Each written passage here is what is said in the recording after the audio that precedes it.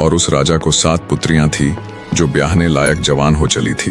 वो राजा उसी नगर का राजा था जिस नगर के जंगल में वे 4 दुष्ट जादूगरनियां रहती थी। 7 पुत्रियों वाले उस राजा को भी ऐसे ही किसी राजघराने की तलाश थी जहां 7 योग्य राजकुमार हो। कहानी को अब फिर से ब्राह्मण की तरफ लेकर चलते हैं। बाग में बैठे उस ब्राह्मण के पास राजा के दिए हुए धन में से सिर्फ 1 टका बचा हुआ था, जिसे देखकर वो कभी हंसता तो कभी उदास हो जाता। शाम हुई तो 7 राजकुमारियां उद्यान में घूमने के लिए आई। जब उनकी नजर उस ब्राह्मण पर पड़ी तो उसे एक बार उदास और एक बार खुश होते देख उन्हें बड़ा अजीब लगा। वे उस ब्राह्मण के पास गई और उसके इस व्यवहार का कारण पूछा। तब ब्राह्मण ने उन लड़कियों के आगे पूरी गाथा कह सुनाई। उसकी पूरी बात सुन लड़कियां उसे अपने राजा पिता के पास ले जाती है। राजा के सामने एक बार फिर से दुखी ब्राह्मण ने अपनी व्यथा कह सुनाई। पूरी व्यथा सुन राजा खुश होता हुआ एकदम राजगद्दी से खड़ा हो गया और चिल्लाते हुए बोला, हे पथिक ब्राह्मण, तुम्हारी खोज आज समाप्त हुई।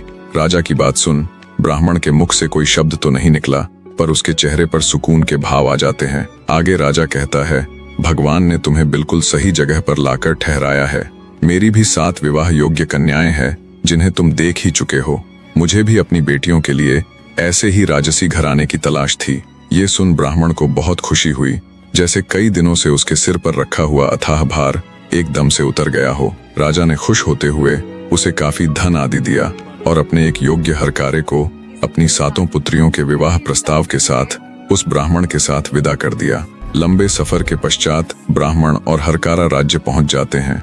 ब्राह्मण से पूरी बात जान और उसके साथ आए हरकारे द्वारा लाए विवाह प्रस्ताव को देख राजा बहुत प्रसन्न हुआ। उसने हरकारे की अच्छे से खातिरदारी करवाई और बिना किसी देरी के एक पंडित बुलवाकर विवाह के लिए उचित तिथि निकलवा ली।